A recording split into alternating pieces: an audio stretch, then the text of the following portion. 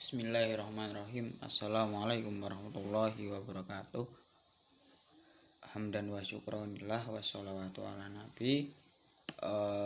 Langsung saja kami dari kelompok 8 akan menyampaikan materi tentang qawaidul lughawiyah fil lafaz, yaitu kaidah kebahasaan dalam lafaz. Nah, materi pertama yaitu adalah lafaz dari segi kejelasan artinya.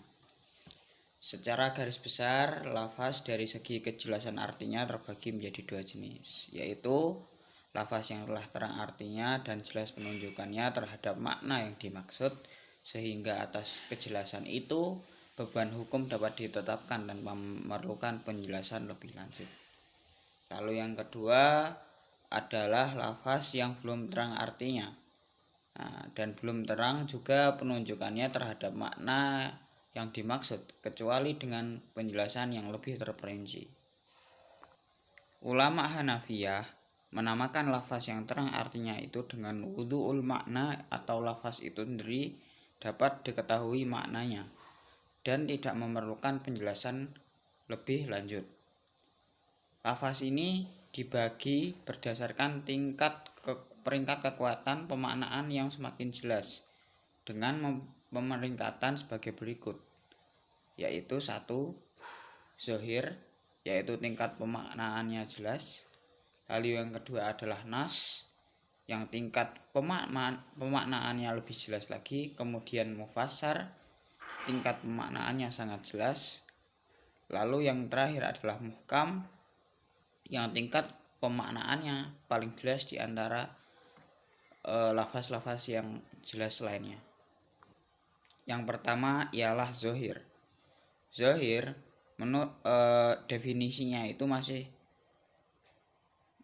memiliki rumusan berbeda di kalangan pendapat ulama. Namun mengutip dari pandangan Asyarkisi secara sederhana memberi definisi bahwasanya zahir itu ialah sesuatu yang sudah jelas walaupun tanpa penjelasan lebih lanjut. Nah, definisi yang lebih sempurna dikemukakan oleh Abdul Wahab Khalaf, yaitu lafaz yang dengan sigotnya sendiri menunjukkan apa yang dimaksud tanpa tergantung pemahaman kepada lafaz lain. Tetapi bukan maksud itu yang dituju dalam ungkapan, serta ada kemungkinan untuk ditakwilkan seperti itu. Kemudian contoh dari zahir itu sendiri adalah surat Al-Baqarah ayat 275 yang berbunyi a'udzubillahi minasyaitonirrajim, bismillahirrahmanirrahim, wa ahalallahul bai'a wa harramar riba. Nah, makna ini sudah jelas bahwasanya hukum jual beli dan juga riba itu adalah sudah jelas, yang riba itu haram dan jual beli itu halal. Nah, halal haramnya ini sebagaimana yang bisa dipahami dengan mudah, namun juga sekaligus untuk membantah anggapan orang munafik waktu itu yang menyatakan riba hukumnya sama dengan jual beli, karena dapat diketahui dari asbabun nuzul ayat tersebut. Yang kedua ialah nas. Nas ialah suatu lafal yang menunjukkan pengertian yang jelas terhadap kemungkinan untuk ditakwil dan ditaksis, serta tidak dapat dinasahkan kecuali pada masa Nabi. Ulama Hanafiyah memberi definisi nas sebagai lafaz dengan sigotnya sendiri, yang menunjukkan makna yang dimaksud secara langsung menurut apa yang diungkapkan dan ada kemungkinan untuk ditakwilkan. Hal ini digunakan untuk membedakan antara zahir dan juga nas. Lalu yang ketiga ialah mufassar. Mufassar dalam bahasa Arab berarti dijelaskan.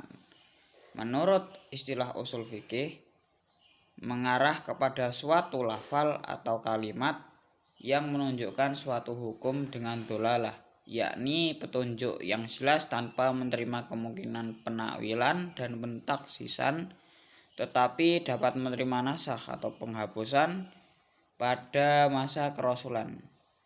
Contoh lafal mufassar itu di surat At-Taubah ayat 36 yang artinya dan perangilah kaum musyrikin itu semua. Dalam surat ini kata musyrikin adalah lafal zahir, lafal yang jelas pengertiannya, tetapi bukan pengertian itu yang dimaksud. Nah, lafal musyrikin bersifat umum yang dapat ditaksiskan.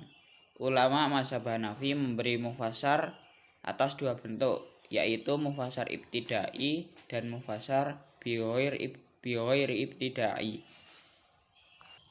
Mufassar ini terdiri dari dua macam bentuk. Yang pertama, menurut asalnya lafaz itu memang sudah jelas dan rinci sehingga tidak perlu penjelasan dan lebih lanjut. Semisal firman Allah dalam surat An-Nur ayat 4 yang menjelaskan tentang hukuman 80 kali dera. Nah, itu sudah dijelaskan bahwasanya deranya itu sejumlah 80 kali, tidak kurang dan tidak lebih. Maka itu sudah jelas karena disebutkan hukuman deranya itu berapa dan deranya seperti apa juga sudah dijelaskan. Yang kedua ialah lafaz yang belum jelas, yaitu masih bermakna ijmali dan memberikan kemungkinan beberapa pemahaman artinya. Lantas ada dalil lain yang menjelaskan artinya sehingga ia menjadi lebih jelas. Sebagai contoh dapat dilihat dalam surat An-Nisa ayat 92 yang berbicara tentang kewajiban membayar diat kepada keluarga korban yang dibunuh. Namun diatnya itu tidak dijelaskan berapa diatnya, lalu seperti apa bentuknya itu belum dijelaskan. Nah, setelah ayat ini turun datang penjelasan dari Nabi dalam sunnahnya yang merinci keadaan dan cara membayar diat itu, sehingga hukum syariat ini menjadi lebih jelas. Lalu tingkatan tertinggi ialah muhkam.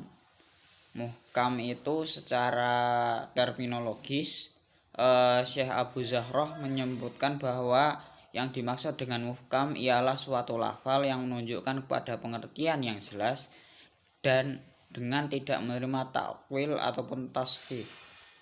Syekh Abdul Karim Zaid dan mendefinisikan muhkam ialah suatu lafal yang sangat jelas dilalahnya, yang ditunjukkan oleh lafal itu sendiri dan tidak dapat ditakwil dan juga dinasakh.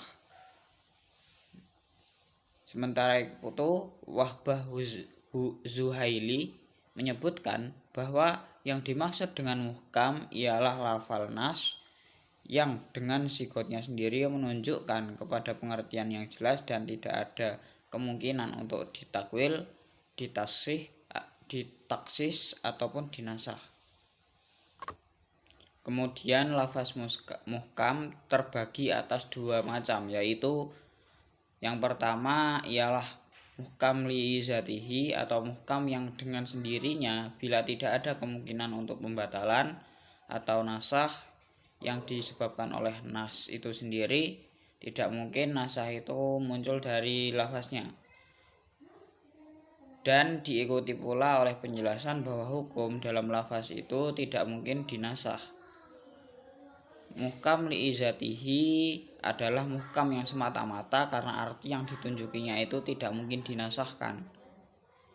Contohnya keharusan beribadah kepada Allah dan berbuat baik kepada orang tua, sebagaimana firman Allah dalam surat Al-Isra ayat 23 yang artinya, dan Tuhanmu telah memerintahkan supaya kamu jangan menyembah selain Dia, dan hendaklah kamu berbuat baik kepada ibu bapakmu. Lalu yang kedua ialah muhkam li ghairihi. Ini disebut muhkam yang disebabkan karena faktor luar. Bila tidak didapatnya lafaz itu untuk dinasakh bukan karena nas atau teksnya itu sendiri, tetapi karena tidak ada nas yang menasahkannya. Lafaz dalam bentuk ini dalam istilah usul disebut lafaz yang qat'i, penunjukannya terhadap hukum. Nah, seperti itu.